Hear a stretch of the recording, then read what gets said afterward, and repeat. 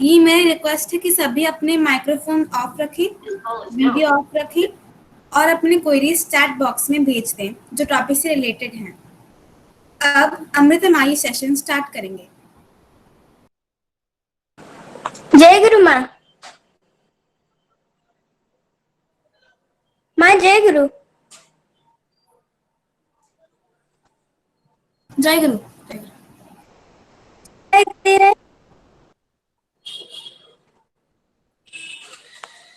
सभी को मेरा जय गुरु। हे परम कारुणिक, हे सर्वानुस्तुत, व्याप्त, प्राक, प्रथम वाक, सर्वस्वर्ग, सर्व हृदय, प्राणन, परिमल, अद्वितीय ईश्वर, जीव जगत रूप में प्रतिभात, रक्त मांस संकुल उद्भासित तुम ही तुम्हारी तोजात संतान हो। यह मैं भी तुम्हारे तुम का ही उत्क्षेप हूँ। इस भाराक्रांत हृदय की जो कुछ भी मलिनता है, उच्चारित अमृत आशीष में जरा मरण दुख दुरित विपत्ति जो कुछ भी है उसे अपसारित कर तुम में उद्भासित कर दो। यह मैं अपने आ ब्रह्मास्तम तक तुम्हें स्मरण करके अमृत आचमन में पवित्र होता हूँ। मैं पवित्र हूँ, मैं पवित्र हूँ, मैं पवित्र हूँ। जय गुरु माँ। बहुत बहुत धन्यवाद अमृता माँ, बहुत क्लियर वॉइस थी। अब निहारिका माँ को नारनीति पढ़ने के लिए मैं बुलाती हूँ। जैसे कि हर सत्संग में हम एक एक नारनीति की वाणी पढ़ते हैं, आज हम धर्म कार्य की वाणी पढ़ेंगे। जय गुरु माँ। जय गुरु। सुनाई दे रहा है? हाँ, सुना दे रहा है। जय गुरु सभी को। परम प्रेम श्री श्री ठाकुर अनुकूल चंद्र जी का श्रीमुख निसृत नारी नीति ग्रंथ पाठ हिंदी अनुवाद। धर्म कार्य का अर्थ है वही करना जिससे तुम्हारा और तुम्हारे पारिपार्श्विक का जीवन यश और वृद्धि क्रम वर्धन से वर्धित हो। सोच समझ देख सुनकर वही बोलो और आचरण में उसका ही अनुष्ठान करो। देखोगी वह और अशुभ से कितना त्राण पाती हो। यहाँ धर्म का तात्पर्य धार्मिक मान्यों के नहीं बल्कि हमारे कर्तव्य से है। अभी देखिए, अगर आज सपोज आज गणेश पूजा है तो हम जनरली गणेश पूजा के दिन गणेश जी के पास ही बैठते हैं और सिर्फ Niharika, just a second. Niharika, आपका वॉइस थोड़ा सा ब्लर हो रहा है, थोड़ा सा माइक्रोफोन पास में लेके बोलेंगे आप? अभी सुनाई दिया? हाँ, अभी आ रहा है, अभी क्लियर है। ठीक है। तो हम गणेश पूजा के दिन ही गणेश जी के पास 100 लड्डू भोग लगाते हैं और सिर्फ संक्रांति में ही हम मंदिर जाके भगवान को फूल माला देते हैं। जब एकादशी आ रहा है ओनली उसके दिन में ही हम उपवास रहते हैं और मंदिर जाते हैं। पर एक्चुअली धर्म ये सब नहीं है। हमारे ठाकुर जी ने बोले हैं कि धर्म कार्य वो चीज है जो हमको डे टू डे लाइफ में प्रैक्टिस करना चाहिए। ऐसे नहीं है कि ये धर्म एक दिन या 2 दिन करने से हो जाएगा, ये धीरे धीरे करके चलता रहेगा। अभी जैसे कि हमको हर दिन सुबह उठ के इष्टवृत्ति करना है, मेडिटेशन करना है और फिर मॉर्निंग प्रेयर करना है, फिर एक्सरसाइज करना है, ये सब कुछ। ये धर्म हमारे जीवन जस वृद्धि को क्रमवर्धन करने के लिए हमको पहले आहार विहार चिंता और चलनी ये 4 चीज को बढ़ाना पड़ेगा। हमको हमारे शारीरिक और मानसिक रूप में भी वर्धित करना है। इस कलियुग में हमारे ठाकुर जी ने कहते हैं कि अन्य वांछाएं निजे थाके धर्म बोले जाने सके। इसका मतलब दूसरों को बचाना और दूसरों को बचाने के साथ साथ हमको खुद को भी बचाना है। यही है हमारा मनुष्य का धर्म। इसीलिए हमारा धर्म ऐसा होना चाहिए कि हमारा हाव भाव बिहेवियर ईच एंड एवरीथिंग ऐसा होना चाहिए कि हमको लेके हमारे फैमिली में और हमारे सोसाइटी में जो भी लोग रहते हैं वो अक्सर हमसे कुछ ना कुछ गुड हैबिट सीख पाएंगे। हम जो भी करेंगे उस हमारे लिए, हमारे फैमिली के लिए और हमारे साथ जो लोग जुड़े हुए हैं उस सब के लिए कुछ ना कुछ अच्छा ही सोचेंगे, कुछ ना कुछ अच्छा ही करेंगे। और एज ए सत्संगी हमको देख के लोगों को मन में कुछ अलग से सोच आना चाहिए, जैसे कि उनके मन में धर्म का चिंता आना चाहिए और हमारे सत्संग के बारे में और हमारे ठाकुर जी के बारे में कुछ न कुछ जानने के लिए उत्सुक होंगे। अभी मेरा इतना ही था, और जो भी बचा दूसरा वाला पार्ट वो मेरा नेक्स्ट पार्टिसिपेंट मंजूश्री माँ है, वो और अच्छे से क्लियर कर पाएंगे। जय गुरु। धन्यवाद निहारिका माँ, आपने बहुत अच्छे से धर्म कार्य को डिस्क्राइब किया है। अब मैं मंजूश्री माँ से निवेदन करती हूँ कि वो नारी नीति की दूसरा वाणी समझाएं। आप पाठ करें। जय गुरु माँ, सुनाई दे रहा है ना? हाँ, सुनाई दे रहा है। हाँ, ठीक है। सोच समझ देख सुनकर वही बोलो और आचरण में उसका ही अनुसरण करो, देखोगी भय और अशुभ से कितना त्राण पाती हो। ये पहले निहारिका माँ ने इतना सुंदर तरीके से बोल दिए हैं, लेकिन मैं कुछ यहाँ बोलना चाहूँगी कि नॉर्मली हम लोग धर्म तो करते ही हैं, लेकिन हम अगर उस धर्म को अगर सिर्फ बोलेंगे ही, हम अगर उस धर्म को सिर्फ बोलेंगे ही, अगर अपने खुद के लाइफ में उसको अप्लाई नहीं करेंगे तो फ़ायदा तो कुछ नहीं है। नॉर्मली हम लोग धर्म तो करते ही हैं, लेकिन कहीं ना कहीं हम लोग को दिलो दिमाग में ये डर रहता है कि अगर उस धर्म को अगर हम सही से ना निभा पाए तो हमसे कुछ गलत ना हो जाए, हमसे कुछ पाप ना हो जाए। हम अगर एक व्रत ही ले लेते हैं, व्रत या फिर उपवास को ही कम्प्लीटली ना कर पाए स्टेप बाय स्टेप, तो हम लोग को ये डर रहता है कि भगवान हमको पाप ना दे दे। तो ऐसा होता क्यों है? ऐसा इसीलिए होता है क्योंकि उस चीज़ को हम समझते ही नहीं हैं। हमको उस चीज़ को, उस धर्म को एक फेस्टिवल के तरह लेते हैं, एक रिचुअल की तरह लेते हैं, कि हम ये सोचते हैं कि भगवान कहीं ना कहीं है, अगर हम उपवास या फिर धर्म करेंगे तो आशीर्वाद दे देंगे। अगर हम कुछ मिस कर देते हैं, कुछ स्टेप्स धर्म का कुछ मिस कर देते हैं तो भगवान हमको पाप दे देंगे। तो यहाँ श्री ठाकुर जी ने आके यहाँ इस कंसेप्ट को क्लियर करके ये बोले हैं कि हम जो करते हैं, हमारे आचरण या फिर हम डे टू डे लाइफ में जो भी सही काम कार्य करते हैं, उसी का फल हमको मिलता है। हम उस धर्म को एक दिन में करें, वो धर्म छोटा हो या बड़ा हो उसका कोई बात नहीं है। हम उस धर्म को एक दिन में एक बार करें या फिर डे टू डे लाइफ हर रोज़ करें। मतलब धर्म एक ऐसा चीज़ है, हमको day to day life activity की तरह करना चाहिए। तो यहाँ भय और अशुभ का मतलब है, अगर हम मैं क्या बोलूँगी, अगर हम सही चीज़ सोचेंगे जो हमारे दिमाग के लिए ठीक हो, सही चीज़ खाएंगे जो हमारे शरीर के लिए ठीक हो, सही लोगों के साथ मिलजुल कर रहेंगे जो हमारे डेवलपमेंट के लिए सही हो, तब अशुभ का कोई प्रश्न ही नहीं उठता है। हम अगर सही राह पे चलते हैं तो हम लोग पाप का कुछ प्रॉब्लम ही नहीं आएगा। हम अगर एक स्टेप बाय स्टेप अपने लाइफ में अगर सही कार्य करते रहते हैं तो हमको पीछे मुड़ के देखना भी नहीं पड़ेगा, क्योंकि हम लोग सही कार्य तो कर ही रहे हैं। तो बस मुझे इतना ही बोलना था। जय गुरु माँ। जय गुरु। धन्यवाद मंजूश्री माँ, आपने धर्म कार्य के बारे में और भी बहुत अच्छे से समझाया है। अब मैं दीपाली माँ को इनवाइट करना चाहती हूँ, जैसे वो अपना भजन स्टार्ट कर सके। जय गुरु माँ। जय गुरु।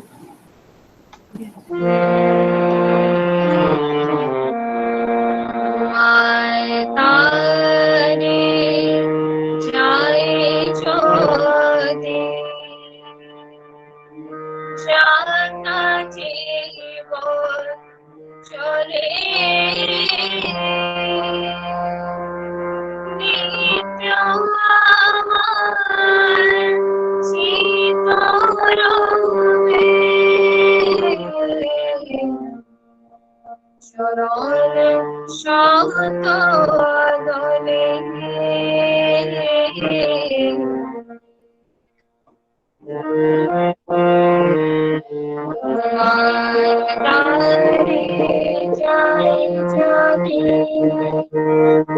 जाता जी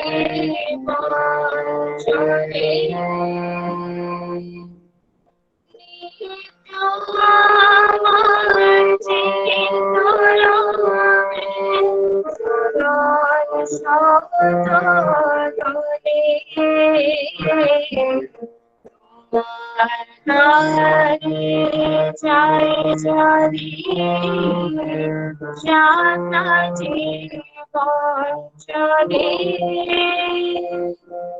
नहीं जी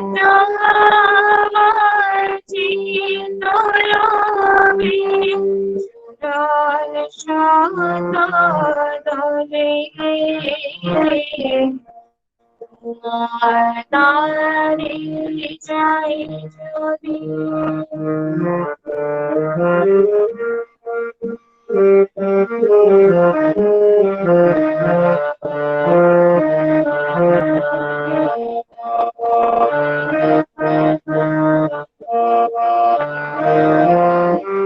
সংসারী অনাগরী চলব সদাই তোমায় ধরি সংসারী অনাগরী চলব সদাই তোমায় ধরি হাসি যদি পরানাশ হাসি যদি পরানাশ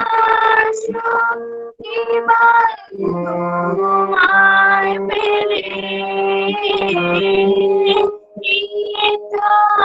আমার চিরতরে সদায় সমতলে তারে যায় জানি জানা জীবন চলে আমার চিরতরে সমতলে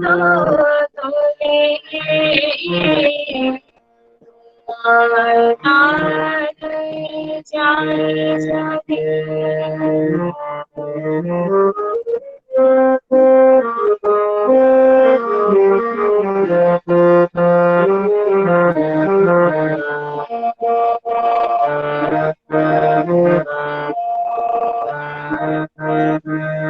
তুমি যা চান ওরে দুনার বিশ্বভুবনে তোমার সেবায় করব আমি সকল জীবনে তুমি যা চান ওরে দুনার বিশ্বভুবনে তোমার সেবায় করব আমি সকল জীবনে জানি তুমি পরম পিতা তুমি দয়াল পরম দাতা জানি তুমি পরম পিতা তুমি দয়াল পরম দাতা সকল প্রাণী সমস্ত সকল প্রাণী সমস্ত তোমার ঘরে চলে আমার চিরতরে চরণ সতলে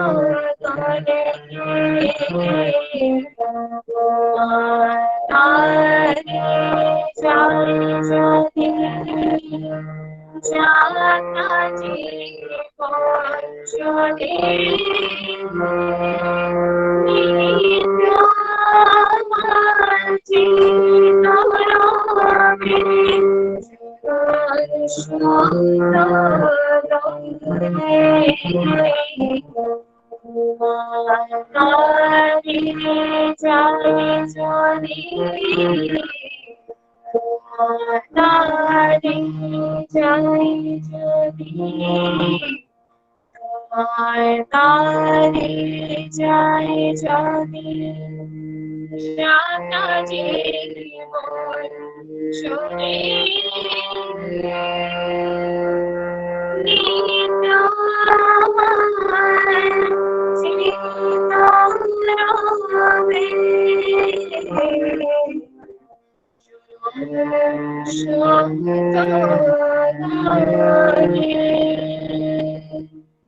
जय गुरु।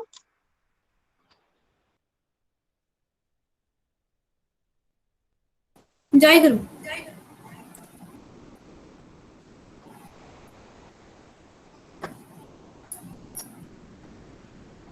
बहुत ही सुंदर भावपूर्ण भजन दीपाली माँ ने गाया। ठाकुर जी के चरण में आपके मंगल के लिए प्रार्थना करती हूँ।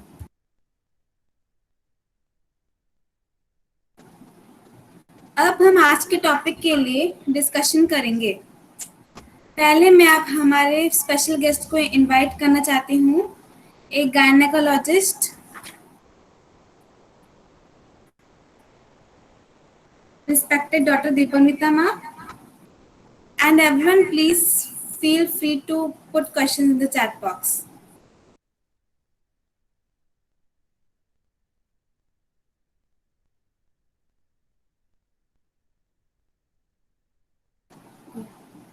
आवाज आ रहा है?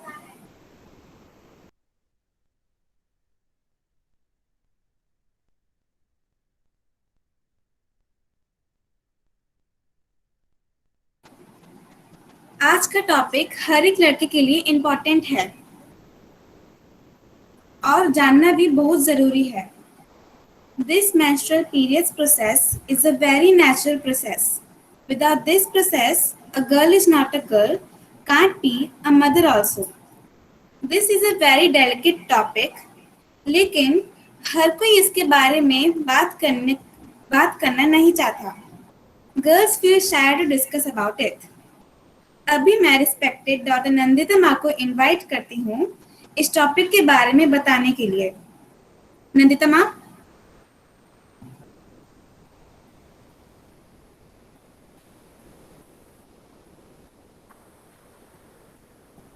नंदिता माँ क्या आप हैं यहाँ पे? या थोड़ा नेट डिस्कनेक्ट हो गया था। सुनाई दे रहा है? हाँ सुनाई दे रहा है। Start please.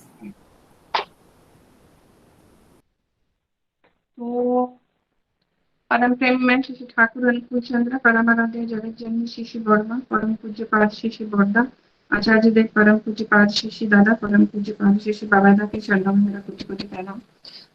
तो आज ये जो डिस्कशन सेशन है, आई एम वेरी ओबिलाइज्ड कि मुझे यहाँ पे चांस दिए हैं कुछ, मैं to be a part of this forum. बहुत ही अच्छा ये एक फोरम है जो आप लोग ऑर्गेनाइजर्स कर रहे हैं for young girls and ladies. जो भी टॉपिक्स, सब वेरी प्रैक्टिकल टॉपिक्स बोला जाए, वो जो उसका डिस्कशंस होता है, तो जो भी हो, और टाइम मैं वेस्ट नहीं करूंगी। सो आज एक बहुत ही अच्छा टॉपिक है menstruation, though it is not my proper field. We have doctor Dipanwita Sen, बहुत ही रेनाउंड गायनेकोलॉजिस्ट हैं दुर्गापुर की, मैं भी दुर्गापुर से ही हूँ। तो वो फिर जो भी मिसिंग थिंग्स और सबका जो भी डाउट्स वगैरह वो क्लियर करेंगी ही। तो I just touch the basic things, जो भी मेंस्ट्रुएशन के बारे में एक इजी लैंग्वेज में जो आप लोग समझ पाए, वो मैं कोशिश करूंगी टू मेक यू अंडरस्टैंड, और थोड़ा बहुत अबाउट मेंस्ट्रुअल हाइजीन जो हम लोग को फॉलो करना चाहिए। So starting with the first slide. हाँ, so will talk about menstruation और मेंस्ट्रुअल हाइजीन। नेक्स्ट। या तो अगर हम लोग देखें कि एक वुमेन के लाइफ में जो चेंजेस होते हैं नो, जो बढ़ती है, जो मतलब infancy, she has to go through childhood, adolescence. What is adolescence? मतलब 10 से 19 एज, जो WHO डेफिनेशन है 10 to 19 ईयर्स के बीच में, उसको that period is called adolescence. It's between childhood and adulthood. तो एक औरत को ये सब स्टेजेस से गुजरना पड़ता है लाइफ में। Next slide. और ये मेंस्ट्रुएशन जो चीज है, इसको पहले से जैसे हम लोग को पता है कि पीपल यूज टू से इट्स लाइक बैड ओमेन है, एक कर्स है, एक टैबू है, तो ऐसा कुछ भी नहीं है। This was just an old thought. Next slide. तो अभी जो मेनार्क, ये एक इम्पॉर्टेंट चीज है। What is menarche? तो ये जो एज होता है एक लड़की, वो अपने जो उसका माइलस्टोन है, जो बायोलॉजिकल माइलस्टोन है, उसका एक पॉइंट होता है जब वो उसका एक रिप्रोडक्टिव फेज का शुरुआत होता है, मतलब फर्स्ट जब उसका पीरियड्स होता है सहज भाषा में। So normally it is between 12 years to 13 years. तो उसी एज में एक लड़की का जब फर्स्ट पीरियड होता है तो हम लोग बोलते हैं कि उसको menarche, onset of menstruation. Next slide. तो मेंस्ट्रुएशन से जाने से पहले एक just a brief thing about कि ये रिप्रोडक्टिव सिस्टम हम लोग सबको पता है, बट आई जस्ट टेल वो होता क्या है, मतलब क्या क्या ऑर्गन्स इसमें इन्वॉल्व हैं। तो लेडीज में, फीमेल्स में यूट्रस होता है जो कि रिप्रोडक्टिव ऑर्गन है। It's like a fist, size of a fist, और ये बिटवीन द ब्लैडर जहाँ पे यूरिन हमारा कलेक्ट होता है और बिटवीन द इंटेस्टाइन, सो दोनों के बीच में ये यूट्रस वहां पे बैठा हुआ है।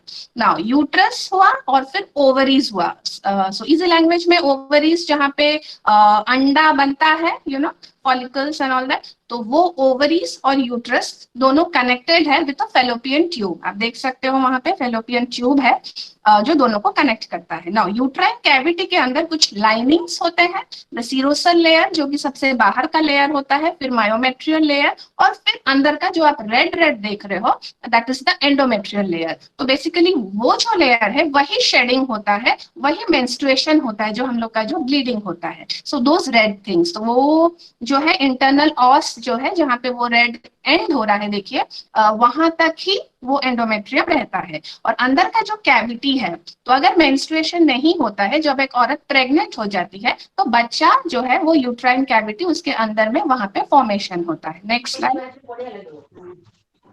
ओके, सो ये मेंस्ट्रुएशन है क्या? So it's a natural process. ऐसा कुछ अबनॉर्मल कि कुछ डिजीज हो गया कि कुछ ऐसा तो है नहीं, हम लोग सबको पता है अ नॉर्मल फिजियोलॉजिकल प्रोसेस एक वुमेन का रिप्रोडक्टिव हेल्थ में। और ये जो है, जैसे मैंने बोला कि ये एक पीरियोडिक शेडिंग, एक 28 डेज का साइकिल हुआ, किसी का 30 डेज का साइकिल हुआ, तो पीरियोडिक एवरी महीने है एक शेडिंग होता है। अंदर का जो लाइनिंग है जो मैंने बोला, वो ब्लीडिंग होके, यूट्रस होके, ऑस होके, वेजाइना होके वो निकल जाता है पीरियड के हिसाब से, और उसमें कुछ हार्मोन्स प्ले करते हैं। ठीक है, जैसे सबके बॉडी में हम लोग का हार्मोन्स होता है, एंडोक्राइन ग्लैंड्स होते हैं। तो जो ग्लैंड्स होता है, hypothalamus, pituitary, ovarian axis, hypothalamus होता है, पिट्यूटरी ग्लैंड दोनों ब्रेन में है, और हमारा ओवरीज। तो इन तीनों में कुछ रेगुलेशंस होते हैं और फिर ये पीरियड्स एक्चुअली होता है। Next slide. तो क्या क्या हार्मोन्स इन्वॉल्व होते हैं? तो ये जो GnRH हार्मोन है, ये हमारा हाइपोथैलेमस में पहले होता है सेक्रीट, वो फिर सिग्नल दे देता है पिट्यूटरी को, फिर पिट्यूटरी क्या करता है, ये FSH और LH ये हार्मोन को वहां से रिलीज करता है, वो फिर जाके ओवरीज को स्टिमुलेट करता है, और वहां से फिर हमारा ये ईस्ट्रोजन, प्रोजेस्टेरॉन, टेस्टोस्टेरॉन, ये सारा जो है ओवरीज से रिलीज होता है। ये सब मैं इसलिए जस्ट बता रही हूँ कि आप कई बार देखे होंगे, आप जब जाते हो गायनेकोलॉजिस्ट के पास, किसी को पीरियड्स इरेगुलरिटी हो रहा है, PCOD हो रहा है, तो वो लोग हार्मोन फंक्शन टेस्ट देते हैं, ये हार्मोन्स का लेवल कैसा है ना। क्यों देते हैं? Because all these are involve. ये जो मेंस्ट्रुएशन हमारा हो रहा है, ये हार्मोन सारा इसमें इन्वॉल्व होता है। Next slide. तो ये जो मेंस्ट्रुएशन साइकिल है, इसमें ओवरीज में कुछ चेंजेस होते हैं, हमने देखा जो 2 ओवरीज थे, और यूट्रस में भी कुछ चेंजेस होते हैं। Every month, every day changes होते रहते हैं। तो ओवरीज में क्या चेंज होता है? Next slide. छोटे छोटे बहुत सारे ऐसे फॉलिकल्स होते हैं जो हम देख रहे हो वहां पे ना, छोटे छोटे एंट्रल फॉलिकल ऊपर की तरफ। तो ये फॉलिकल धीरे धीरे बढ़ते हैं, और मतलब जब एक बार पीरियड्स हो जाता है आपका, सो डे 5-6 से द फॉलिकल स्टार्ट्स ग्रोइंग, और होते होते क्या होता है, देखिए एक बड़ा सा फॉलिकल हो गया है, और फिर वो मतलब एक मैच्योर फॉलिकल हो जाता है, वो फिर धीरे धीरे ओवरी के एक साइड में पेरिफेरी में एकदम आ जाता है। और जब हमारे वो पूरा महीना का जो, अगर एक लेडी का 28 डेज का साइकिल होता है, तो 14 दिन में क्या होता है, वहां से एक एग रिलीज होता है ओवरी से। हाँ, तो उसको हम लोग ओव्यूलेशन बोलते हैं। तो जनरली वो ओव्यूलेशन डे में ना थोड़ा सा बेसल बॉडी टेम्परेचर जो है थोड़ा गर्म गर्म लगता है, कि थोड़ा सा क्रैम्प्स ऐसा हो सकता है, कोई कोई फील करता है, कोई कोई नहीं करता है, फाइन। तो वो जो अंडा फिर निकल जाता है, वो अंडा ओवरी से निकल के, हमने जो देखा था वो जो ट्यूब मैंने बोला था, वहां पे आके वो रहता है। तो वो अंडा जो निकलता है वो एक दिन तक 24 आवर्स तक वहां पे नो मतलब विदाउट डाइंग। और तब तब अगर एक लेडी कंसीव करती है, यू नो, अगर स्पर्म वहां पे आता है, अगर वहां पे फर्टिलाइजेशन हो जाता है, तो फिर वो प्रेग्नेंट हो जाती है, वो फिर धीरे धीरे जाइगोट बन के फैलोपियन ट्यूब से आके यूट्रस के अंदर बैठता है, बेबी फॉर्मेशन होता है।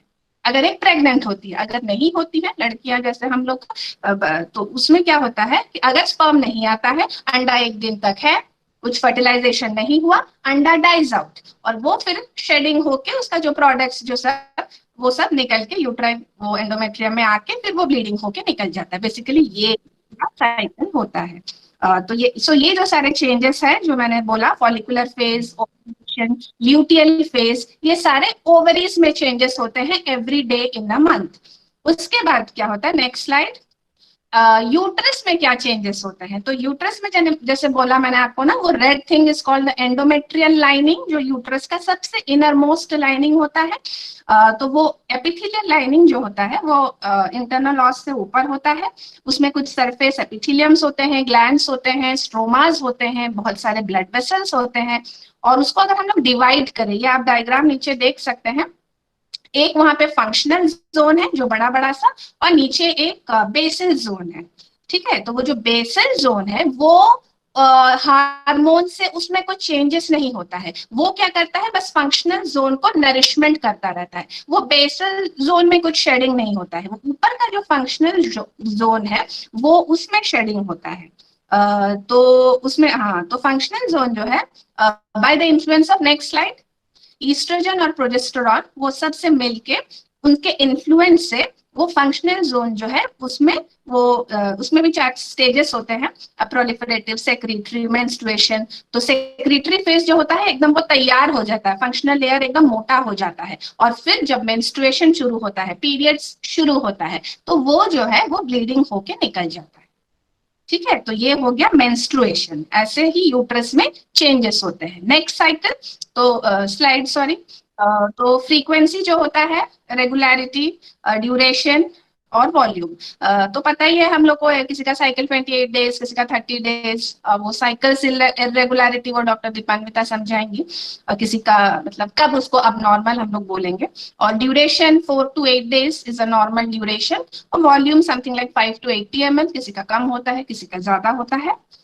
नेक्स्ट स्लाइड, तो सिम्टम्स क्या होते हैं जब मेंस्ट्रुएशन होता है, तो क्या क्या होता है, हल्का फुल्का कुछ क्रैम्प्स हो सकता है, abdominal cramps, no, lower abdomen cramps, breast जो होते हैं थोड़े टेंडर लगते हैं बिकॉज ऑफ हार्मोनल चेंजेस, तो वो हो सकता है। ब्लोटिंग सेंसेशन, थोड़ा जैसे ना हैवीनेस लग रहा है खाने के बाद, और थोड़ा ब्लोटिंग, पेट फूल रहा है, ऐसा हो सकता है। मूड स्विंग्स एंड इरिटेबिलिटी, ये एक इंपॉर्टेंट चीज है। बहुत टाइम ना हम चिड़चिड़ापन हो जाता है, देखेंगे ना जब पीरियड्स के टाइम में, इट्स नॉट नेसेसरी का सबका होता है, किसी का एकदम ही नहीं हो सकता है, किसी का हल्का फुल्का सिम्टम्स हो सकता है ना। तो सो जनरली ये देखा जाता है कि थोड़ा इरिटेबिलिटी रहता है। और इस टाइम में भी जो मैरिड वुमेन के लिए मैं बोलूंगी, हस्बैंड्स लोग को भी थोड़ा, they should have an idea कि she is going through periods time, तो थोड़ा शी इज इरिटेबल, थोड़ा उसका मूड स्विंग्स हो रहा है, तो they should also understand this and cooperate with wife, जो भी हो। और फिर थोड़ा टायर्डनेस लगता है, अगर आप काम कर रहे हो तो वो भी हो सकता है, and then low back pain. So these are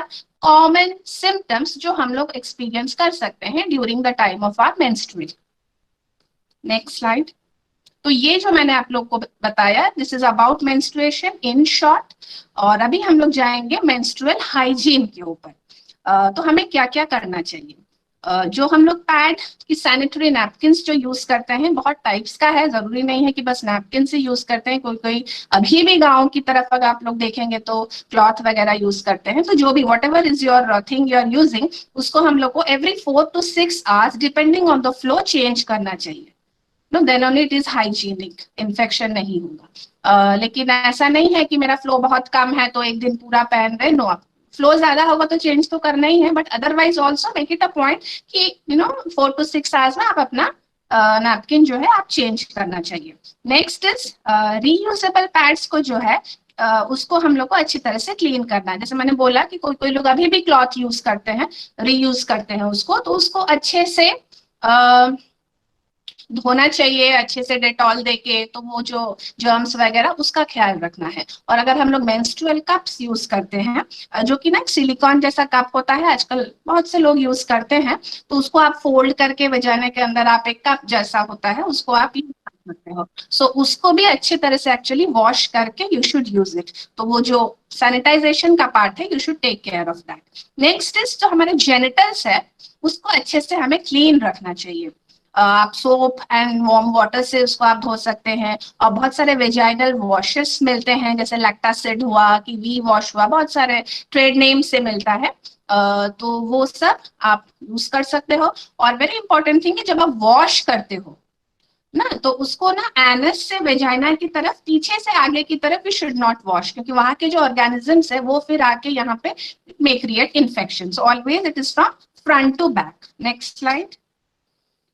और एक चीज है कि 2 sanitary pad you should not use. मतलब मैं भी सुनी थी जब स्कूल में थी, तब मेरी मम्मी को, अच्छा ज्यादा होगा, तुम स्कूल जा रही हो 2 पहन लो। भाई 2 क्या पहनना। सो नाउ आई अंडरस्टैंड कि नहीं, 2 शुड नॉट यूज। ज्यादा हो रहा है, change it frequently, but don't use 2 pads. वो फिर अगेन रैशेस होता है, इन्फेक्शन होता है, that is not safe enough. Next thing is we should always use clean cotton underwear for proper aeration.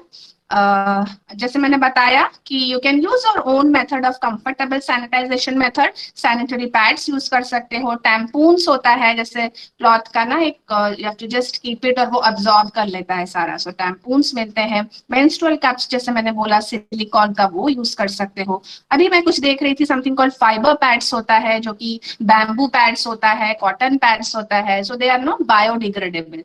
तो वो भी some of the methods, so you can use your own comfortable, जिससे आपको comfortable लगे तो वो आप यूज कर सकते हो।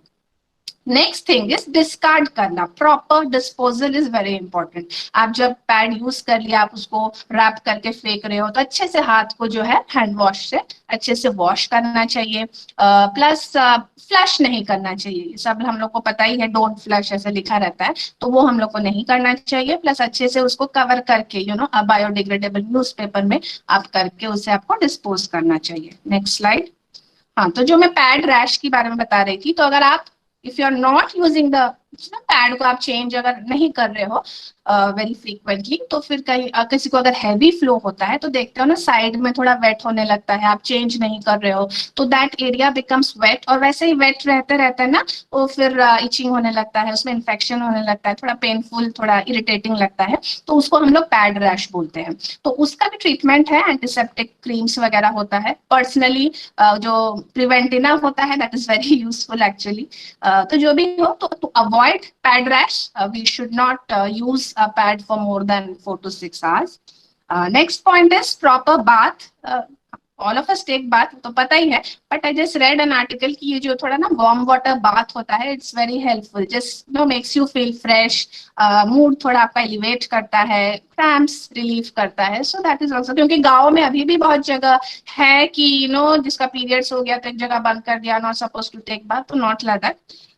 You have to take a proper bath. Next slide. हाँ, yes, yoga, important thing, जो कि Dr. Jayashree will be covering how yoga is helpful. और hot water bags, hot water bag मिलता है, उसमें hot water उसमें cover करके keep it under your back and it gives you relief. Proper rest, good sleep, yes, of course important. Medicines are not bad. जैसे एक taboo है कि medicine नहीं लेना चाहिए, होगा वो होगा, but I think to a limit medicines are safe if you have dysmenorrhea, जो बोलते हैं painful menstruation. And last but not the least, proper good diet, proper hydration is very important. So basically enjoy your periods, ऐसा कुछ shameful होने की बात नहीं है अगर हमारा एटीट्यूड सही हो। तो आई होप कि ये यूजफुल हुआ और आपको बहुत डाउट्स कुछ हो सकते हैं पीरियड्स को लेके, सो प्लीज डोंट हेसिटेट। अगर आप चाहते हो तो आप चैट कर सकते हो, अगर आप ऑन करके भी you can just talk. So doctor Dipanwita, she is very very sweet radiologist, sorry gynaecologist. उन्होंने मेरा भी डिलीवरी किया था, तो शी इज वेरी गुड। वो भी गुरु भाई हैं हमारी, बहुत सालों से, बचपन से मैं उनको देखते आई हूँ और बहुत रेनाउंड, बहुत फेमस। तो आप प्लीज डोंट हेसिटेट, आप प्लीज ज्वाइन। आप जो भी आपको डाउट है प्लीज आस्क कर। And I would request Dipanwita di to just, अगर आई हैव कुछ मैंने मिस किया है और anything else is needed to add up, please आप थोड़ा 5 मिनट बोलिएगा। Thank you so much. जय गुरु सब। जय गुरु। जय गुरु माँ। जय गुरु। थैंक यू नंदिता माँ, बहुत ही यूजफुल डिस्कशन आपने यंग जनरेशन के लिए बताया है। हम श्योरली उसको फॉलो करेंगे। अब मैं दीपान्विता माँ को इनवाइट करना चाहती हूँ, जैसे वो हमको उसके डूज एंड डोंट्स बोल सके और हमको टॉपिक रिलेटेड क्वेरीज के लिए भी क्लियर करें।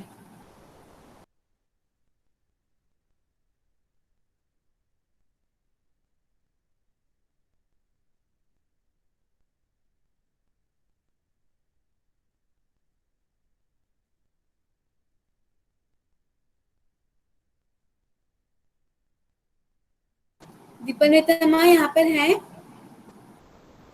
आई थिंक अभी वो ज्वाइन नहीं की है, उनका और 2 जगह पे भी आज कुछ कॉन्फ्रेंस था, तो होपफुली वो end of the session join करेंगे। तो I think Jayashree can continue.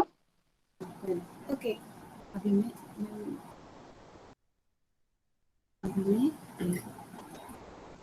या ओके, पहली बात तो ये है कि जय गुरु सभी को। It's okay, it's okay, it's okay माँ।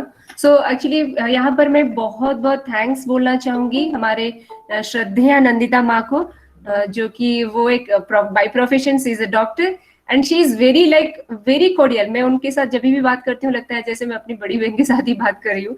और हम लोग यहाँ पर जो भी पूरा यंगस्टर्स मुझे दिख रहा है, पूरा फोरम भरा हुआ है यंगस्टर से। So I would like to request everyone, each and every person to ask any kind of questions, either it is yours or of your friends also. You can ask any kind of this questions relevant to the topic. She will be glad to answer you and hopefully Dr. Dipannita मा भी हमारे साथ जुड़ेंगी towards end, so she will be answering this part.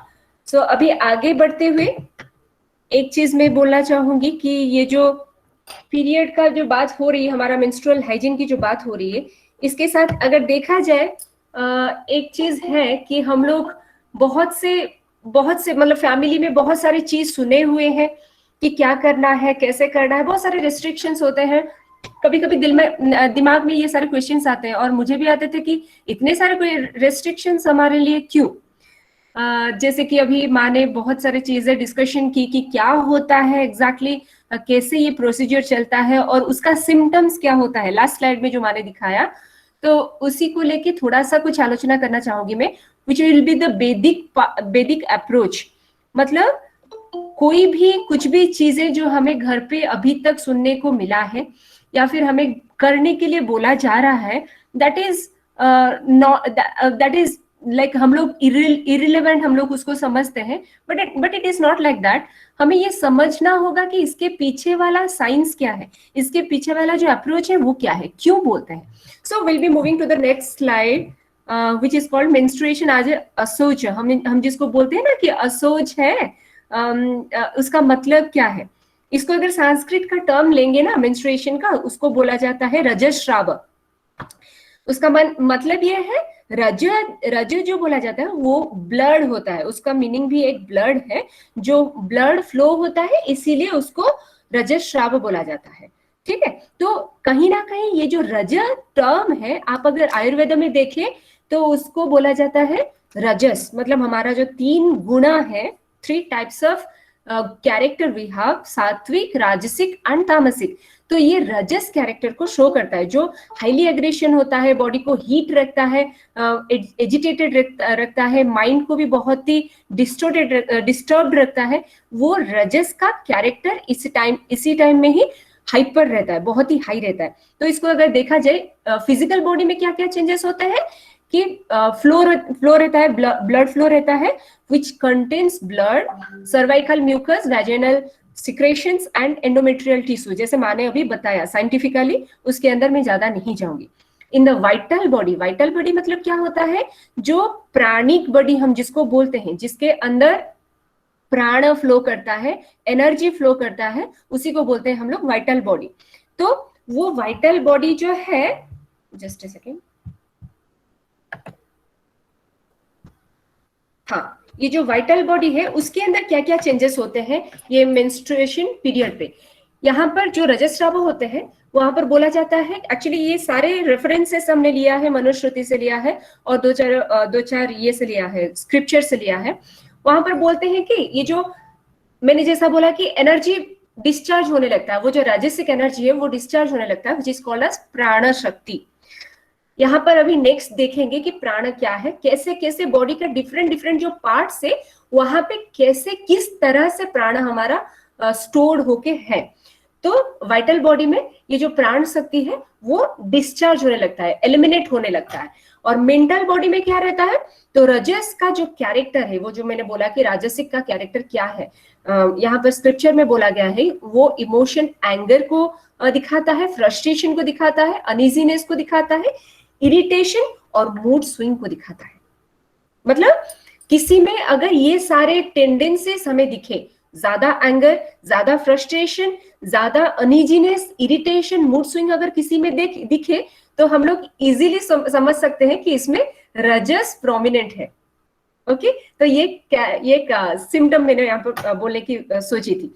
तो इसीलिए so menstruation doesn't degrade women nor make them inferior, जैसे मैंने अभी बोला, it's a temporary state of impurity that actually purifies her and makes her remain ever pure।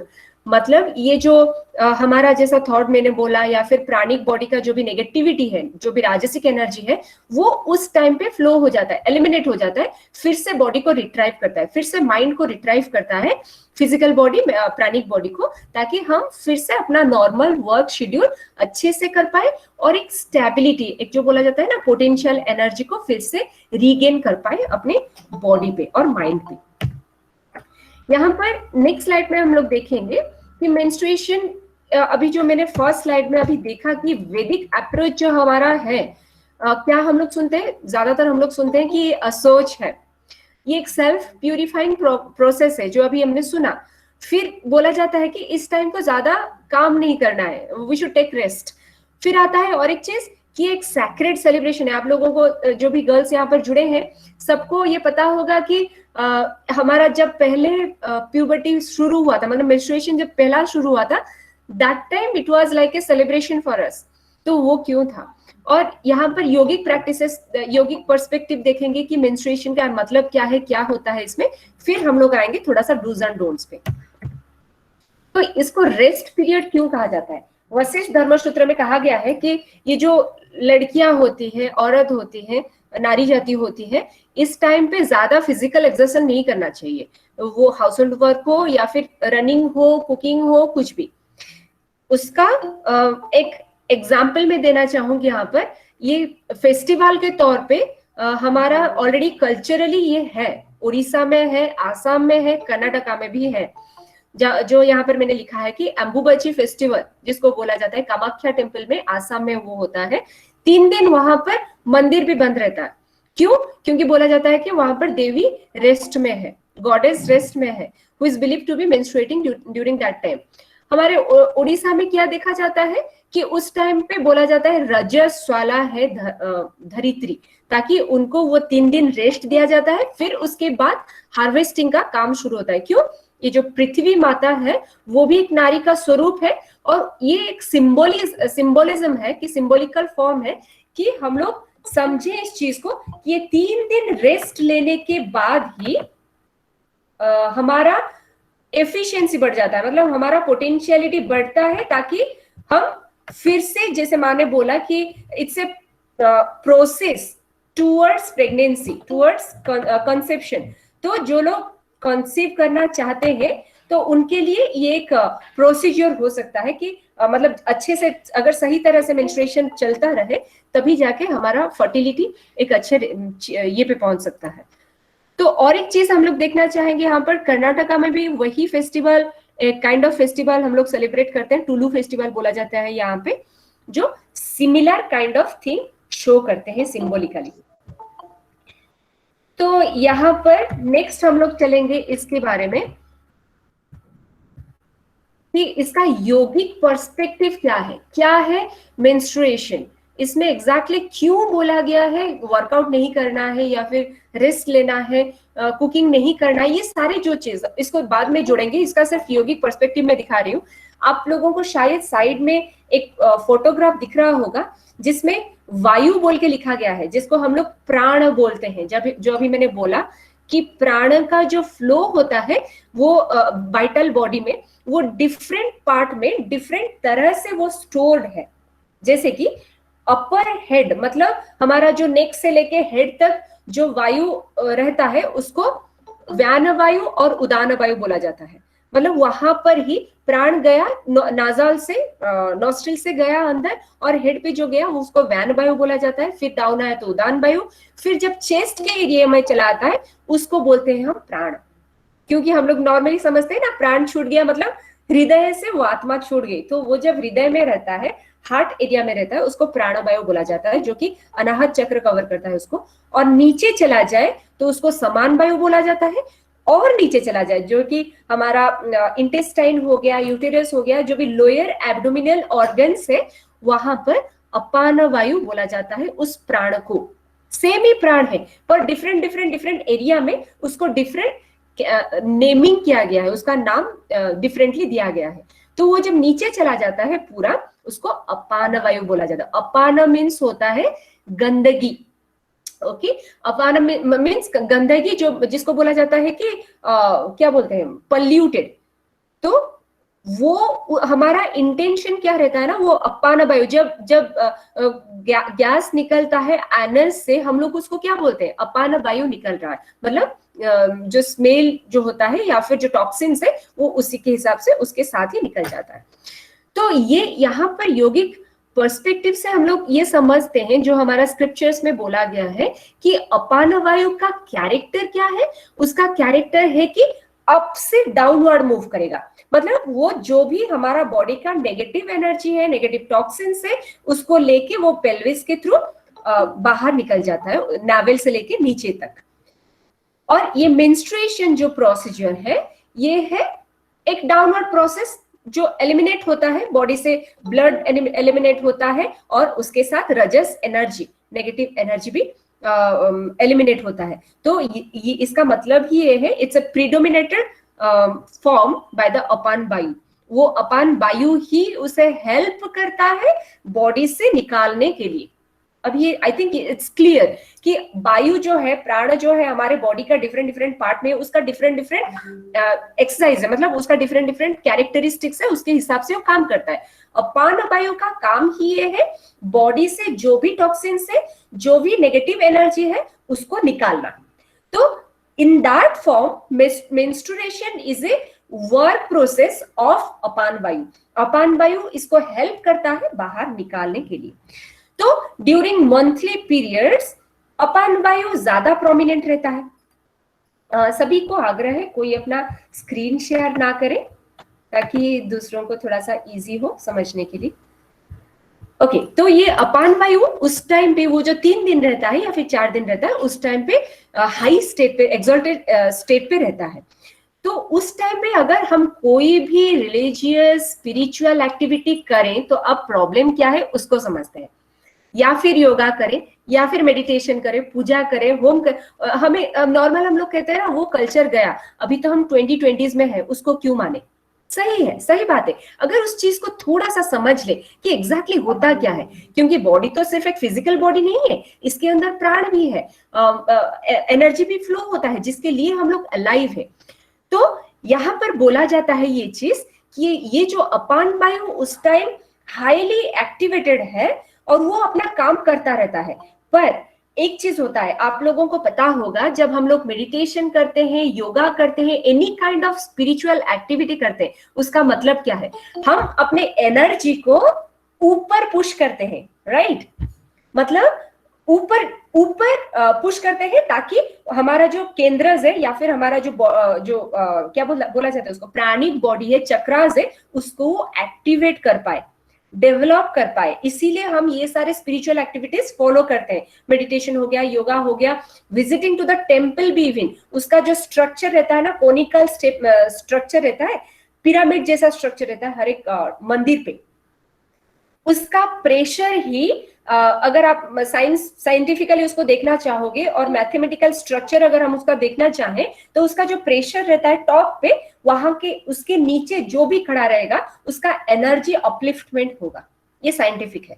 तो उसी time पे specially वो 3 दिन हमें क्यों मना किया जाता है मंदिर जाने के लिए या फिर कोई रिचुअल्स करने के लिए, मेडिटेशन करने के लिए, योगा करने के लिए, ताकि वो अगर हम अपान वायु के जो कर्म है, जो उसका एक्टिविटीज चल रहा है, उसके अगेंस्ट जाके हम एनर्जी को ऊपर उठाए, तो ऑब्वियसली वो क्या होगा, फिजिकल बॉडी का मतलब उसके ऑपोजिट हम लोग चलेंगे, which will affect our physical body, which will affect our प्राणिक फ्लो।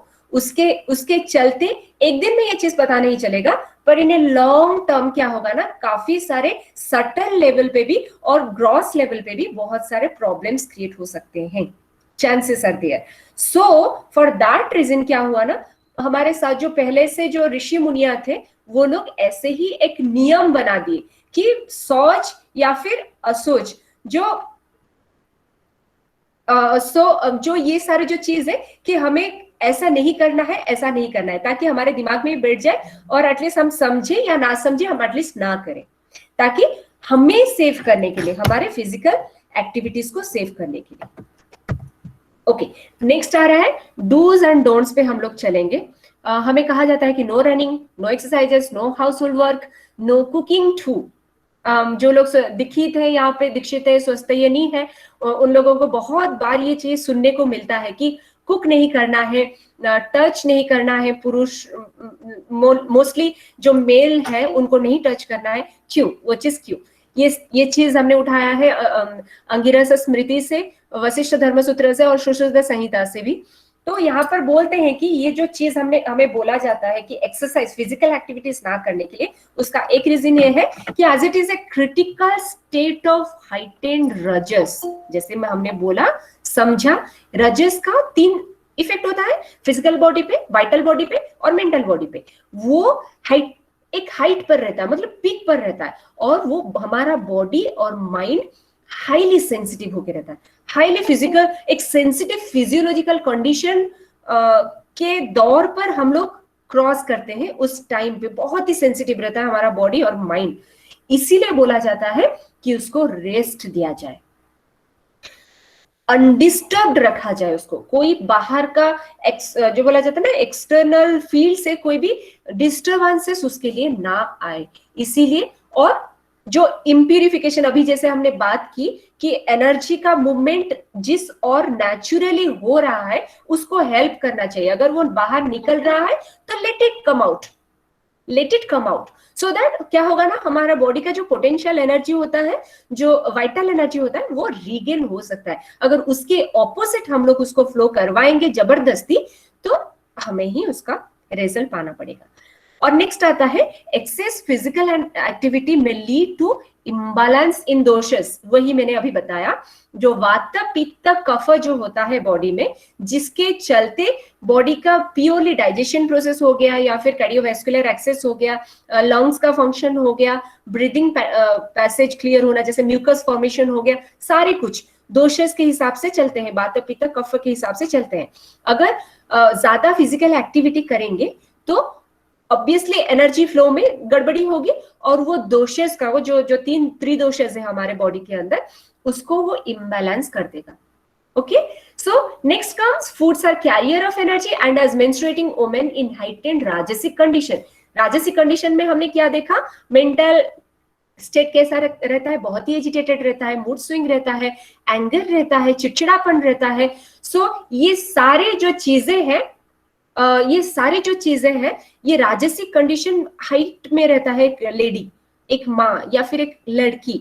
तो उस टाइम पे अगर फूड को हम लोग तैयार करें तो आप सोचिए उस फूड का कंडीशन क्या होगा, क्योंकि foods are carrier of energy, वो एनर्जी कैरी करते हैं, और हम जो खाते हैं उसके हिसाब से जैसा अन्न वैसा ही मन बनता है, और जैसा अन्न हम लेते हैं अंदर वैसा ही हमारा स्वास्थ्य बनता है। तो वही है, जैसे अगर पॉजिटिव फूड लेंगे तो पॉजिटिव होगा। अभी इसी टाइम पे, ये जो 3 दिन के पीरियड पे हम लोग रसोई बनाए, खाना परोसे, खाना बना के दे, तो ऑटोमेटिकली क्या होता है ना, हमारा बॉडी का जो नेगेटिव एनर्जी बाहर निकल रहा है, that will be transfer to the food which is not healthy for anybody. वो हमारे संतान के लिए भी हेल्दी नहीं है, पति के लिए भी हेल्दी नहीं है, घर पे जो भी लोग हैं उनके लिए भी हेल्दी नहीं है। इसीलिए बोला गया है उसको अवॉइड करने के लिए। इसको सिर्फ मतलब बोला जाता है ना, एक आउटडेटेड कंडीशन या फिर आउटडेटेड थीम बोल के उसको नहीं छोड़ना है, उसको समझना है क्यों नहीं करना है, तब हम आराम से उसको मान सकते हैं, इजीली उस चीज को मान सकते हैं। फिर बोला जाता है नो हेड बाथ।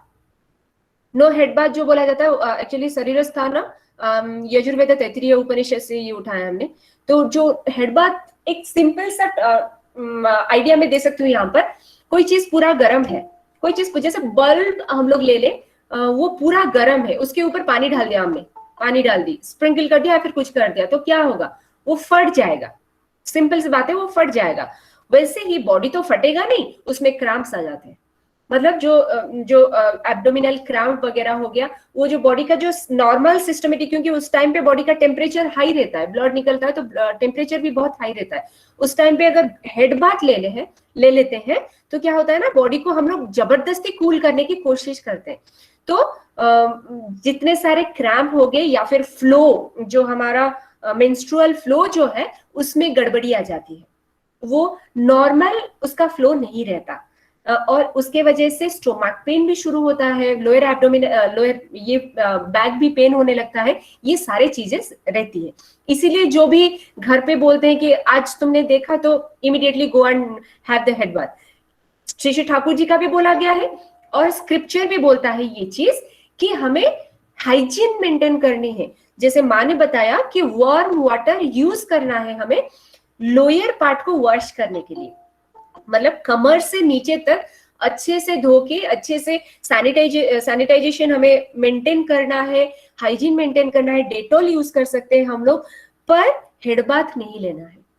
ये चीज जरूरी, मतलब बहुत ही जरूरत है, इसको जैसे भी हो याद रखिएगा। और एक चीज बोलते हैं एंड अदर सेल्फ अडोनिंग एक्टिविटीज। हाँ, इस टाइम में जैसे मैंने बोल दिया कि रजस एक्टिवेट रहता है, रजस बहुत ही हाइट पे रहता है, तो क्या होता है ना, इमीडिएटली किसी के प्रति एक्रूस्ड होना, मतलब अट्रैक्टेड होना।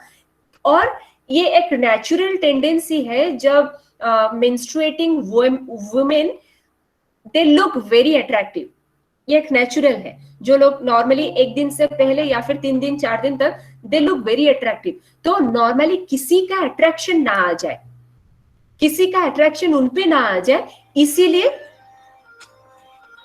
श्री ठाकुर जी का भी बोला गया है और हमारे वेदस में भी वो कहा गया है कि उस टाइम पे सेल्फ अडोन नहीं करना है, मतलब ज्यादा सजावट, ज्यादा मेकअप लेना, बहुत अच्छे से दिखना, ये सारे चीज को जितना अवॉइड कर सके उतना अच्छा है। सिंपली रहना है, हाइजीन मेंटेन करना है, क्लीन ड्रेस पहनना है, जो भी जहां पर भी बैठते हैं, जो भी पकड़ते हैं जो चीज को, उसको सैनिटाइज करना है, ये सारे चीज मेंटेन कर सकते हैं। बस ओवर मेकअप लेना या फिर ओवर सजावट ये नहीं रहना चाहिए, हमारे लिए ही बहुत नेगेटिव इम्पैक्ट डालता है, हमारे ब्रेन को बहुत नेगेटिवली एजिटेट करता है।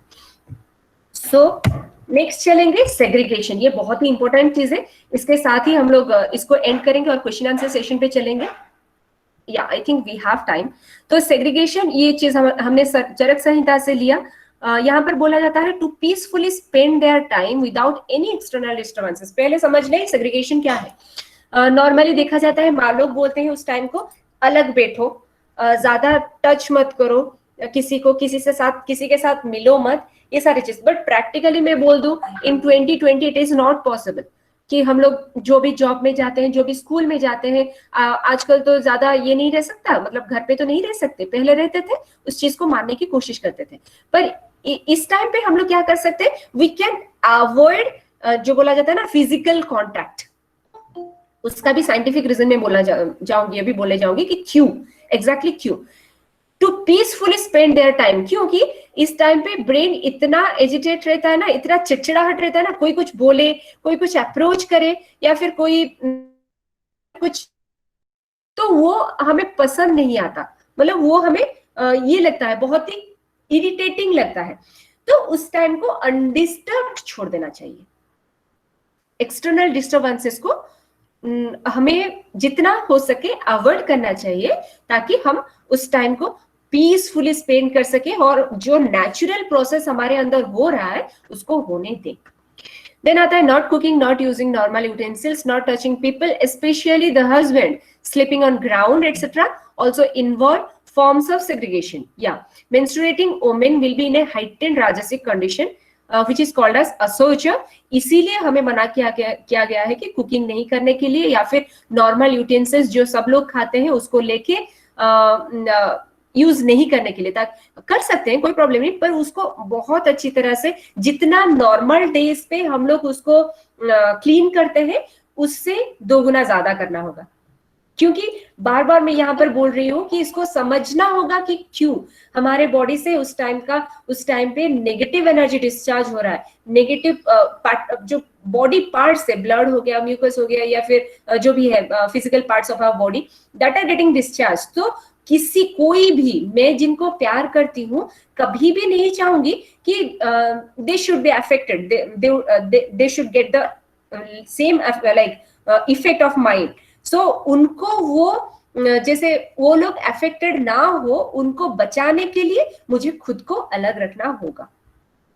Menstruating women, okay, coming in direct physical contact or eating food cooked by them will result in rajasic energy being transferred to others. इसके ऊपर हमने डिस्कशन किया कि जिस तरह से हमारा मेंटल स्टेट रहता है और हमारा एनर्जी पैटर्न रहता है, कुक करके देंगे तो वही एनर्जी ट्रांसफर होगा। हाँ, इसके ऊपर शशि ठाकुर जी का एक कहावत है कि अगर इस टाइम पे कोई भी पुरुष को या फिर खाने के लिए दे रहे हैं या फिर कुछ दे रहे हैं, उससे उनकी संतान हो सकता है, पुरुष हो सकता है, घर के कोई बड़े हो सकते हैं, तो उनका आयु हानि होती है, बल हानि होता है, वीर्य हानि होता है, दृष्टि शक्ति कम हो जाती है और मेमोरी पावर कम हो जाता है।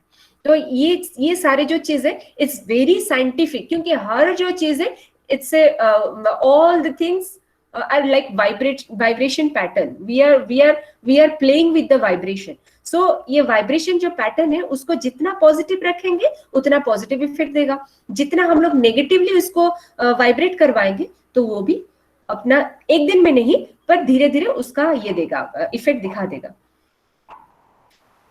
हाँ, वही चीज यहाँ पर लिखा गया है कि सच ए ट्रांसफर, वो जो ट्रांसफर होता है एनर्जी, नेगेटिव एनर्जी, वो हो सकता है इमीडिएट ना दिखे पर लॉन्ग पीरियड में डेफिनेटली दिखता है। वो फिजियोलॉजिकली भी दिखता है और साइकोलॉजिकली, मतलब सटल प्रोसेस में भी दिखता है। तो एक चीज है यहाँ पर फूड रेस्ट्रिक्शन के बारे में मैं बोलना चाहूंगी। During menstruation the women's digestive fire called as Jathara Agni. Just a second.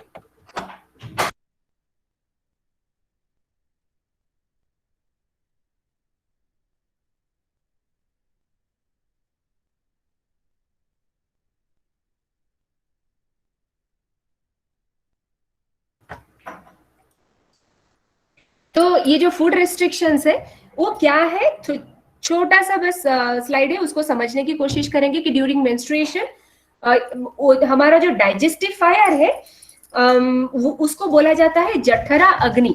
वो बहुत ही वीक रहता है इस टाइम पे, और जिसको बोला जाता है कि अग्नि मंद्य, मतलब मंद है, हमारा डाइजेशन बहुत ही मंद है, तो उसको बोला जाता है अग्नि मंद्य। उस टाइम पे क्या खाना चाहिए और क्या अवॉइड करना चाहिए।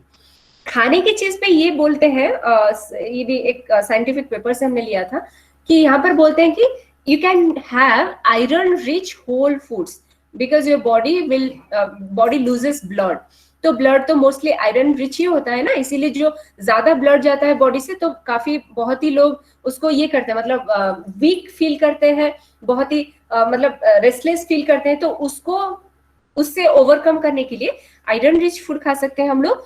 और जैसे माँ ने भी बोला था, एक चीज बहुत ही याद रखना है इस चीज को कि ल्यूक वार्म वाटर पीने के लिए हम यूज कर सकते हैं।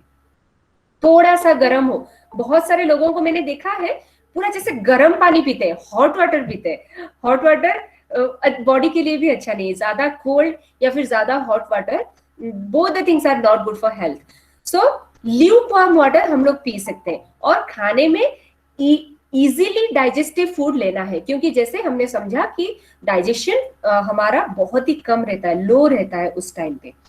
और एक चीज पपैया ले सकते हैं। बहुत सारे लड़कियों का क्वेश्चन रहता है कि flash type of discharge they are having, तो पपैया बहुत हेल्प करता है थिन करने के लिए, ब्लड को थिन करने के लिए, और वो फ्लैश काइंड ऑफ डिस्चार्ज होता है उसको ये करने के लिए। तो और एक चीज है, क्या अवॉइड करें, कौन से खाना, कौन से टाइप का खाना हम लोग अवॉइड करना चाहिए। जंक फूड अवॉइड करना चाहिए, सॉल्टी फूड अवॉइड करना चाहिए, क्योंकि क्या होता है ना, सॉल्ट फूड जब ज्यादा सॉल्ट जब खाते हैं ना, बॉडी में वाटर रिटेंशन हो जाता है, तो वो भी फ्लो में, जो मेंस्ट्रुअल फ्लो में वो भी प्रॉब्लम क्रिएट करता है।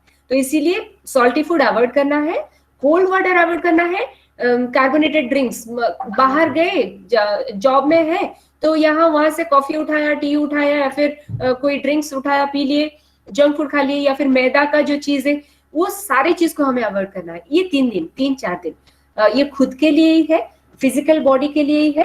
तो इसको समझ के जितना हम पॉसिबल अच्छे से पालन कर सकें वो हमारे लिए ही बेहतर होगा। सिर्फ और एक हेल्प कि जो हमारा योगा है, how yoga helps, just a second, how yoga helps to like manage the pain। इस टाइम पे किस टाइप का योगा या फिर प्रैक्टिसेस हम लोग कर सकते हैं, उस चीज को अभी देखेंगे। ये पहला जो आपको दिख रहा होगा चाइल्ड पोज, ये बहुत ही सिंपल है, जैसे हम लोग मेडिटेशन के लिए बैठते हैं वैसे बैठ सकते हैं, या फिर वज्रासन में बैठ सकते हैं। वज्रासन नील डाउन पोस्चर, उसमें बैठ के दोनों नीज को सेपरेट कर देना है और बीच में आप डाउन होके सो सकते हैं। This will help to manage your cramp. और एक चीज है कैट काउ पोज, इसमें जो लोअर बैक पेन होता है इस पीरियड में लड़कियों को या फिर माओं को, ये पोस्चर बहुत हेल्प करता है। This is called as cat cow posture. पर इसमें एक चीज है जो हमें नजर रखना पड़ेगा, हमें जानना पड़ेगा कि हमारा ब्रीदिंग कैसा होना चाहिए, कहाँ पर इनहेलेशन कहाँ पर एक्सहेलेशन होना चाहिए। फिर आता है रिसाइक्लिंग ट्विस्ट, ये स्पाइन को थोड़ा सा रिलैक्सेशन देता है, लोअर बैक को भी रिलैक्स करता है, और जो हमारा टाइट हो जाता है, थाइज हो गया या फिर बहुत ही नम हो जाते हैं हमारे लेग्स वगैरह, नमनेस आ जाता है, उसको हेल्प करता है। और ब्लड फ्लो में मतलब सर्कुलेशन में भी बहुत हेल्प करता है रिसाइक्लिंग ट्विस्ट।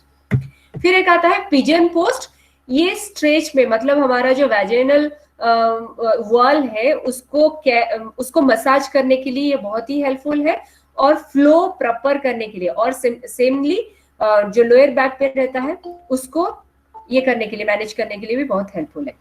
और लास्ट आता है शवासन, जो हमें पता है, या फिर देख के रखिए, अगर किसी को लोअर बैक ज्यादा पेन होता हो, क्रैम्प होता हो, तो आप ऐसे सपोर्ट ले सकते हैं, पूरा पतला वाला, यहाँ पर तो थोड़ा सा मोटा वाला दिखा गया है क्वेश्चन, पर आप पतला वाला कोई भी बेडशीट हो गया, ब्लैंकेट हो गया, उसको फोल्ड करके अपने कमर के नीचे दे सकते हैं या फिर थाई के नीचे दे सकते हैं। तो उससे क्या होता है ना, एक रिलैक्सेशन मिलता है सोने के टाइम पे। This is from my this all from my side. We can go for the query session now. Jai Guru.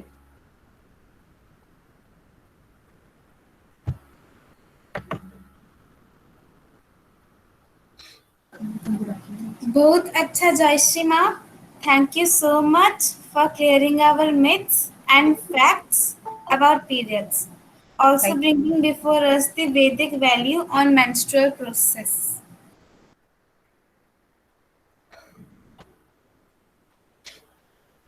अभी अगर किसका डाउट है then please clear. I think they have put the questions in chat box, so we can go to the chat box once again. Okay. I'll just interrupt. Dr. Deepanvita Di, can you hear?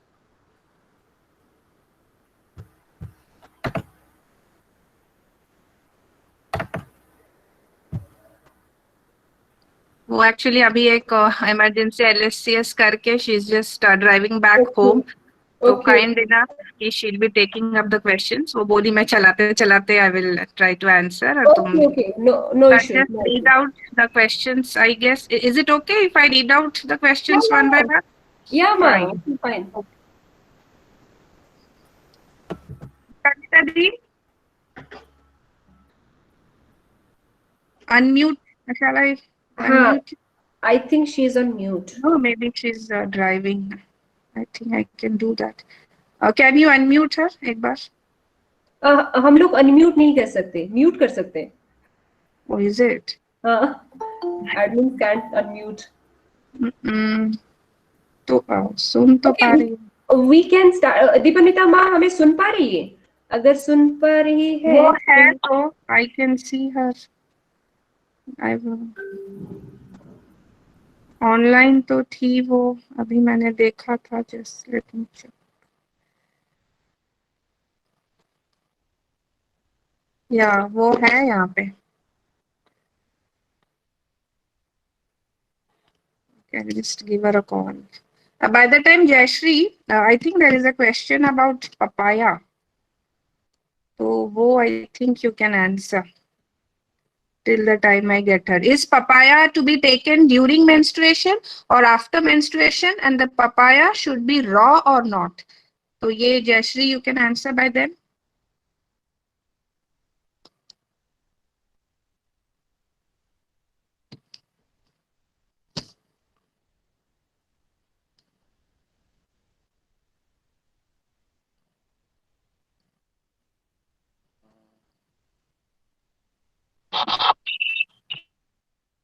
Jayashree में आपका unmute है। जयश्री भी unmute हो गई। अच्छा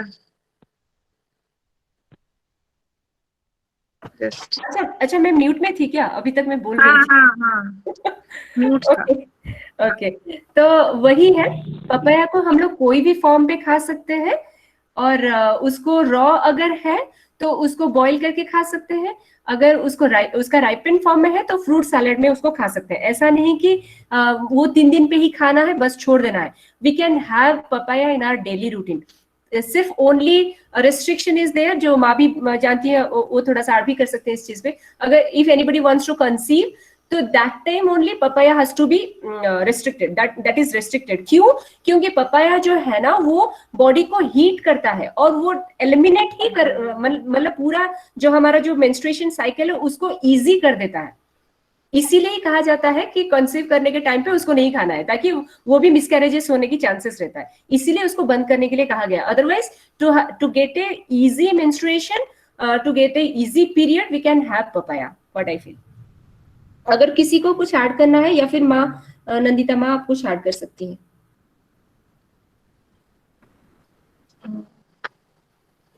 I think papaya के बारे में you are the apt person, अच्छे से बता दिया। अच्छा दीपान्विता दी वो अनम्यूट नहीं हो पा रही थी, तो वो बोली कि मैं लॉग आउट करके फिर से ज्वाइन करती हूँ। Okay fine. Dipanwita di, can you hear me? हमारे पास बहुत सारे क्वेश्चंस है। I think we need Dipanwita ma'am, like that's what I told her, flooding with questions, तो या please join करो, it will be of great help.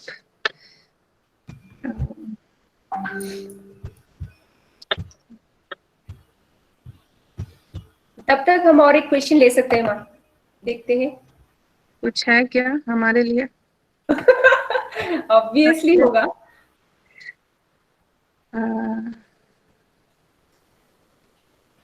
Okay, let's see. हाँ, यहाँ पर एक मैंने पहले से बहुत पहले से क्वेश्चन डाला था, मतलब क्या रीजन हो सकता है डिले ऑफ पीरियड में, मतलब डिले ऑफ डिस्चार्ज में। मैं तो ये तो प्योरली हार्मोनल इम्बैलेंस ही हो सकता है। Yes, Yes, yes. हाँ, उसको उसको अगर माँ कनेक्ट होती है तो she will be putting some scientific like reason and scientific help also. जितना नेचुरोपैथिक और योगा के फील्ड में हम लोग जानते हैं इस चीज को प्योरली आप योगा और डाइट जो होता है ना और स्लीप साइकिल, जैसे यहाँ पर इस फोरम का जो मेन मोटो है हमारा पूरा रेगुलर लाइफस्टाइल को कन्वर्ट करना, मतलब पूरा उसको ट्रांसफॉर्म करना. तो वही मैं पहले बार बार बोलूंगी यंगस्टर से कि स्लीप साइकिल वो सही होना चाहिए, अदरवाइज प्योरली पूरा हार्मोनल इम्बैलेंसेस हो ही जाते हैं बॉडी में. आप जितना भी पढ़ाई करो, जो भी करो, अगर आपका फिजिक सही नहीं रहा तो हम लोग कुछ भी एंजॉय नहीं कर पाएंगे. तो ये हो गया. और डाइट में जैसे हमारा शुरू हो गया है रागी खाना, that is iron rich food, और उसके साथ साथ स्प्राउट्स हो गए, थालकुनी हो गया, दैट इज मस्ट. ये सारे चीज को अगर थोड़ा सा कंटिन्यू करेंगे, उसके साथ लास्ट सेशन में हमारा पुची दिखा गया था एक्सरसाइज में, और थोड़ा सा सूर्य नमस्कार दिखा गया था जो फिजिकल फिटनेस में था, वो सारी चीज अगर कंटिन्यू कर सकते हैं तो उसके साथ साथ मुझे लगता है कि ये सारी चीज बहुत ही कंट्रोल हो जाते हैं. पर और एक बात है, पीसीओएस या फिर पीसीओडी अगर किसी को हो, that is a different case. तो but again I will be looking forward for Dipanida ma. Yeah. She will be there. Jai Guru. Okay, yeah. Yeah, we got it. Jai Guru, and we are really glad to have you here. Yes. I'm खुशी का really ठिकाना sorry. नहीं I'm है. really sorry. I was stuck in the hospital. I was driving. So while driving, I was trying to get in touch, which is very dangerous. But I've reached home now. Okay. So anyway, thank you for having me. Thank you for having me. My goodness. Okay. माँ अभी तो फिर तो नंदिता माँ आप questions हाँ. पास कर सकते हैं. Yes, yes, yes. Okay. So the first question जो है वो सुचिता सेठी माँ ने पूछा है, what is the reason behind delaying the periods? Reason behind delayed periods. Yes. Yeah, generally, see, we have got something called a menstrual cycle. So that cycle starts on day 1 of the period, and then it ends with the day 1 of the next period. Okay, or maybe the day before the next period starts. So normally it lasts for 28 to 30 days. Now, why this happens is because we have got an ovulation cycle.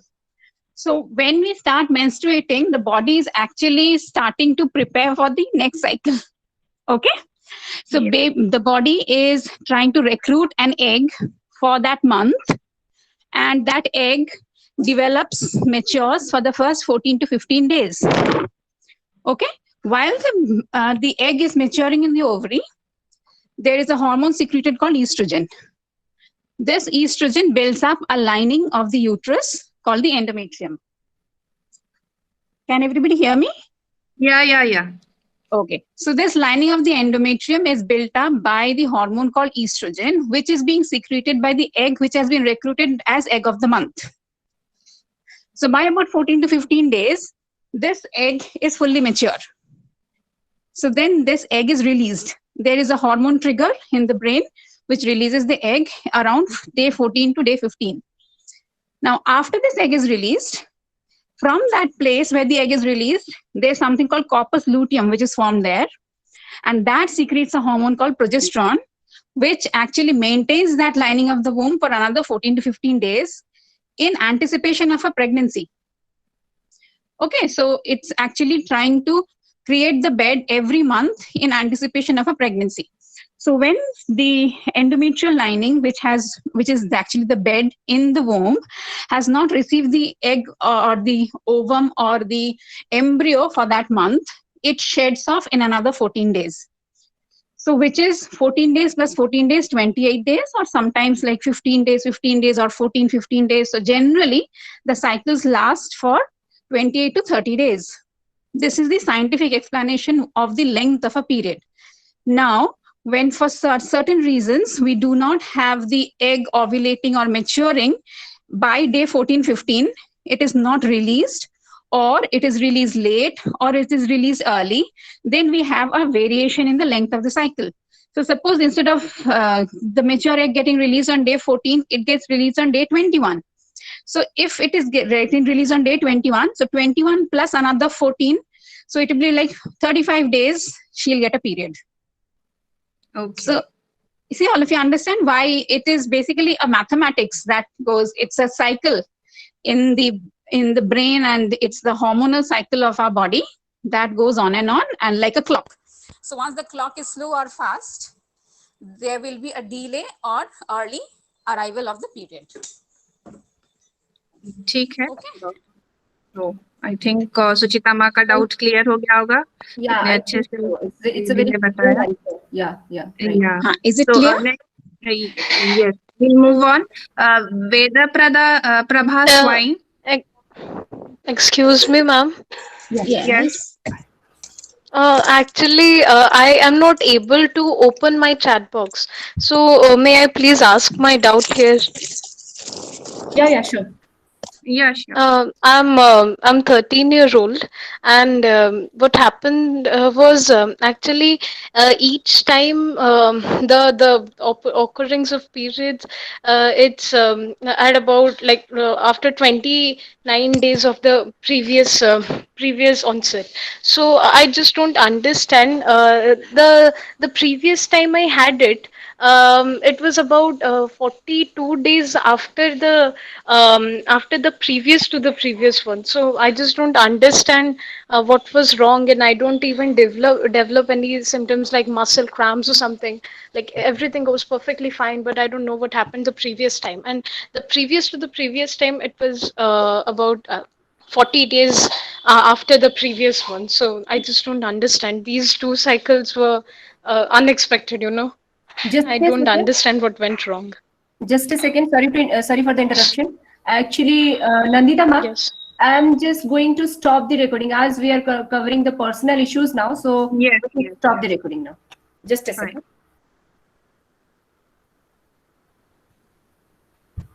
Because actually ये जो हमारा divine discussion का session है ना, वो Facebook में live जा रहा है, तो पीपीटी तक Okay, सही okay, था, okay. तो पर्सनल इश्यूज में आ जाते हैं तो नहीं, हाँ, सही है. Okay.